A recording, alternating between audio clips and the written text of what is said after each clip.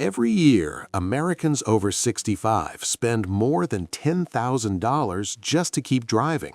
Insurance, repairs, gas, parking, and that's when everything goes right. When your reflexes slow down, when night driving becomes terrifying, the real cost isn't dollars anymore, it's risk. It's the moment you realize gripping the wheel feels less like freedom and more like holding on to something slipping away. For millions on fixed income, every trip is a financial gamble with consequences. Tesla Cybercab promises something appealing: no steering wheel, total freedom. Leaked sources suggest it could roll out as ride for less, cheap enough for regular use. Nothing official yet, so we'll treat it as a possibility and test it against real retirement budgets. But here's the question: is that freedom or a monthly bill you never saw coming? Tesla is rumored to go two different directions: Model 2 under $15,000 for people who want to drive and own, Cybercab for people who don't want to or can't drive anymore. Today, we're looking at everything through what matters to retirees: safety, monthly costs, independence. By the end, you'll know which camp you belong to: drive or ride. Cybercab isn't a car, it's a mobility system. Cybercab isn't designed for you to own, it's designed for you to use. That's the first critical difference. This isn't a vehicle you park in your driveway. This isn't an asset you can sell. Cybercab is a mobility system optimized for people who don't want to drive anymore. The goal is simple: fewer decisions, less stress, fewer mistakes. You're not buying the feeling of driving, you're buying peace of mind every time you leave home. The most attractive thing about Cybercab isn't speed or fancy features, it's reducing mental burden. If Tesla builds it the way insiders hint, then the simplest version could look like this: one button instead of complex menus, voice commands instead of typing addresses, AI that learns your regular destinations. The dream scenario would be a system that remembers you go to church on Sundays, the pharmacy on Tuesdays, and adapts to your routine without you having to explain it every time. But that's the dream. The reality comes down to coverage, wait times, weather conditions, and charging infrastructure. The system only works when infrastructure is ready. That's the first risk. If the network isn't dense in your area, wait times could stretch from minutes to hours. If charging stations aren't abundant, vehicle availability drops. In severe weather, autonomous systems might pause entirely. Designed for aging bodies, not for advertisements. Let's talk straight about real difficulties. Getting in and out of cars becomes painful when knees aren't what they used to be. Regular car doors are too low, seats too deep. You bend down, twist your body, endure back pain. Declining eyesight makes reading small touchscreens torture. Technology, despite being praised as advanced, is usually designed for young people. The ideal experience for seniors isn't a big screen or leather seats, it's fewer steps, fewer actions, large text, clear instructions. The goal is for technology to disappear, so all you do is go. Wider doors, higher seats, and swivel-style entry are features already seen in accessibility vehicles. They could be the difference maker if Tesla chooses to prioritize seniors. Floor height matching standard curb height eliminates the awkward step that causes falls.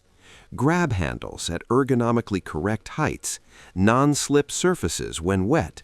These aren't flashy features for commercials, but they matter when you're 70 and balance isn't what it was. The control interface in an ideal scenario would be just 3 buttons: call ride, cancel, emergency. No complex menus, no settings, no logging in every time. Face or voice recognition activating your profile automatically. Larger, high-contrast displays with adjustable fonts. Voice confirmation for every action. Simple text updates instead of app notifications. For hearing difficulties, visual alerts that flash when the vehicle arrives or routes change. These are all technically possible, The question isn't, can Tesla do it? The question is, will they prioritize seniors or target younger markets who generate more rides monthly? Safety when driving isn't joy anymore, it's risk. Accidents in old age don't come from driving fast, they come from being one beat too slow. The light turns red, but your eyes can't catch it in time. The car beside you changes lanes, but your neck doesn't turn as quickly. Night driving pressure, left turns across traffic, unexpected situations become sources of enormous stress. One moment of panic leads to fear of driving, limiting trips, social isolation. You decline dinner invitations because you're afraid to drive home late. You stop church because the drive is far. You stop seeing friends because you don't want to become a burden. Independence erodes gradually, not because you're weak, but because you're afraid. Statistics are sobering. Drivers over 70 are more likely injured or killed in crashes compared to middle-aged drivers, primarily due to increased fragility rather than higher crash rates. But fear of causing harm to others weighs heavier. The thought of making a mistake that hurts someone keeps many seniors awake. Cybercab removes the most dangerous moment, when humans make split-second decisions. A machine doesn't get tired, doesn't get distracted, and monitors all directions simultaneously. If the system is mature and properly approved, it could handle situations that become increasingly difficult for aging drivers, merging onto highways, navigating busy intersections, driving in rain or darkness. Here's the important point. For many older people, this isn't giving up freedom, it's preserving independence. Real freedom isn't holding a steering wheel. Freedom is going wherever you want without fear. However, self-driving technology isn't perfect. That's a risk you need to face. The technology works best in clear weather, well-marked roads, predictable traffic. Edge cases, unusual situations, construction zones can still confuse autonomous systems, and that's why your backup plan matters. Ride for less. The real cost isn't in the vehicle. This is the most common mistake, looking at price per ride, ignoring total monthly spending.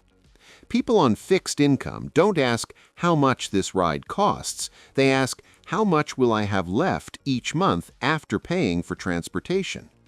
3 layers of costs to peel back. First, costs you pay even when you don't go anywhere. That's vehicle ownership, insurance, taxes, routine maintenance. Second, costs based on habits. Weekly grocery shopping, Sunday church, those are fixed monthly costs.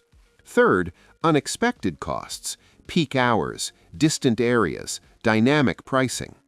Cybercab converts ownership costs into service costs. Sounds good. No annual insurance, no maintenance worries, no gas or electricity concerns. But here's what's dangerous. Cybercab doesn't make you poor in one day. It makes you poor gradually if you don't control frequency. Let's run a hypothetical scenario. Suppose an average ride costs $8. Sounds cheaper than taxi or Uber, but 4 rides weekly equals $128 monthly, nearly $1,600 yearly, not counting unexpected trips, doctor visits, medication pickup, visiting sick friends. Real numbers in this scenario could reach $2,000 yearly, maybe more. Let's break this down with a typical example. Many seniors receive around $1,800 monthly from Social Security. After Medicare premiums, that often drops to $1,600. After rent, utilities, food, many are left with less than $400 for everything else: medication copays, clothing, household items, transportation. If Cybercab in this scenario costs $128 monthly, that's nearly a third of discretionary spending gone. Compared to owning an old paid-off car with only maintenance and gas around $1,200 yearly, Cybercab in this example could be more expensive. But compared to owning a new vehicle, especially electric, with costs reaching $8,000 to $10,000 yearly, Cybercab might be more reasonable. But Tesla hasn't clearly announced the pricing mechanism. Will there be hidden fees, peak hour surges, monthly ride limits, cancellation fees, cleaning fees if you spill something? These need answers before trusting Ride for Less. When is Cybercab actually cheaper? 3 lifestyles among seniors. First, traveling little but necessarily, only going out for doctor appointments or medication pickup, maybe 2 to 4 trips monthly. For this lifestyle, Cybercab makes perfect sense. No vehicle ownership needed, no maintenance worries. Service costs would likely be much lower than ownership. At 2 rides weekly, 8 monthly, even at a hypothetical $10 per ride, you're looking at $80 monthly or $960 yearly. Compare that to vehicle ownership. Insurance alone might cost $1,200 yearly for seniors in some states, plus registration, maintenance, fuel. In this scenario, the math favors Cybercab for light users. Second, traveling regularly each week. Church, seeing friends, grocery shopping, about 8 to 12 trips monthly. At this level, Cybercab could compete if prices truly stay under $10, but if prices increase, you might pay more than owning a small fuel-efficient vehicle. At 12 rides monthly in our example, you're spending $144 monthly or about $1,700 yearly. This is the gray zone where ownership might become competitive, especially if you already own a reliable used vehicle. Third, traveling frequently, staying active, many social activities, volunteering, meeting people, maybe 20 trips or more monthly. With this lifestyle, owning a vehicle would likely be cheaper unless Tesla offers unlimited subscription at fixed pricing. At 20 rides monthly, even at $8 each in this scenario, you're spending $160 monthly or $1,900 yearly. Add occasional longer trips, and you could easily hit $2,500 yearly. At this point, vehicle ownership becomes more economical. Cybercab is only less when pricing matches your lifestyle. No cheap solution for everyone, only the right solution for the right person. Ask yourself, which group do you belong to? Be honest about actual travel patterns, not what you wish they were or what they used to be. Model 2 versus Cybercab, 2 different kinds of freedom. Model 2 under $15,000 represents old-school freedom. You drive it yourself. You own it. You control it. You still hold the wheel. You still decide when to go, where to go, without waiting. You can still haul stuff, drive grandkids, take long trips. But you also carry responsibility and risk of driving. Industry speculation points to a small, affordable Tesla with practical range, good enough for errands, not a luxury road trip machine. Basic driver assistance features might be included, offering highway help, but likely not full autonomous driving at that price point. Interior would be simplified, reducing manufacturing costs while maintaining modern safety standards with airbags, collision avoidance, stability control. Cybercab represents new school freedom. No driving, less stress, but dependent on system and pricing. You don't worry about maintenance, insurance, or driving ability, but you also lose complete control. You can't leave immediately if the system lacks available vehicles. You can't go where service hasn't been deployed. 3 criteria to weigh. First, control. Steering wheel versus system. Do you want to decide yourself or let AI decide? Second, responsibility. Insurance, maintenance, risk versus service fees, terms of use. Take full responsibility or just pay for service. Third, physical fitness. Still confident driving or tired of holding the wheel? There's a fourth consideration often overlooked: emotional attachment. For people who've driven their entire adult lives, giving up the wheel isn't just practical, it's an identity shift. It's admitting a certain chapter closed. That psychological cost is real and shouldn't be dismissed. Model 2 is old-school freedom. Cybercab is new-school freedom. Both have value. The question is, which freedom do you need right now, not 10 years ago? Ride for less for Social Security recipients, if this is true. According to speculation, if Tesla truly wants to serve seniors broadly, they need three things. First, pricing must be easy to understand. No hidden fees, no unpredictable dynamic pricing. Clear rate structure, X dollars per mile, Y dollars base fare, period. Second, costs must be stable. People on Social Security need to know exactly monthly spending. Monthly caps or subscription options would help tremendously. Third, process must be simple. Simple payment options, clear monthly statements, human support line instead of chatbots or automated menus that frustrate older users. Ride for less is only trustworthy when transparent, with no hidden fees and no loopholes for scams. And the word less itself is what scammers wait for most eagerly. Scam warning targeting seniors. This is the most important part. Whenever there's an attractive new product, especially promising low prices for seniors, scams appear. Common tactics: seniors discount today only. Reserve your spot early for best price. Sign up now through this link for free gifts. The pattern is always the same: urgency, exclusivity, too good to be true pricing, requests for personal information up front, pressure to act immediately without time to think or consult family. Critical rules to remember. First, never put down deposits through unfamiliar links. As of today, the safest rule is only trust Tesla's official site and verified channels. Currently, no representative is authorized to collect deposits via email, text, or phone. Second, never send personal information to people claiming to represent Tesla. Social Security numbers, bank account numbers, medical information are things legitimate companies typically don't request via phone or email. Third, never rush because someone pressures you. If someone says you must decide today, there's almost certainly a problem.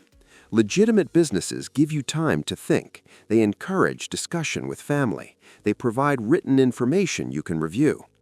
Fourth, verify independently. If someone calls claiming to be from Tesla, hang up and call Tesla's official customer service yourself. Don't use any number the caller provides. Look it up independently. Remember, if someone asks you to hurry, there's likely a problem. Legitimate products rarely need pressure tactics. Real deals typically don't expire in hours. Major companies like Tesla generally don't call asking for immediate deposits. Scammers are sophisticated. They use official-looking emails, fake websites mimicking Tesla's design, even spoofed phone numbers appearing legitimate. They prey on excitement, desire for good deals, fear of missing out. Don't let urgency override common sense. Comment one word to let me know which group you belong to. Drive if you still want to drive yourself and lean toward Model 2. Ride if you want Cybercab to take you. Wait if you'll wait for clearer information. Next video, real-life cost breakdown. Cybercab versus Uber versus vehicle ownership. Calculated based on Social Security income. I'll show exact numbers. Real risks you need to know before trusting Ride for Less. Early-stage technology always has flaws. Tesla's self-driving system has improved significantly, but it's not perfect. There will be situations where cars stop unexpectedly, misread signals, or don't correctly identify obstacles. Recent tests show autonomous vehicles struggling with faded lane markings, construction signage, hand signals from officers. These are situations human drivers handle through context and judgment, things AI is still learning. Geographic deployment limitations are the second risk. Likely, Cybercab won't operate everywhere from the start. It's expected to begin in major cities like San Francisco, Los Angeles, Austin. If you live in rural areas or small towns, you might wait years. Even within deployment cities, coverage will be uneven.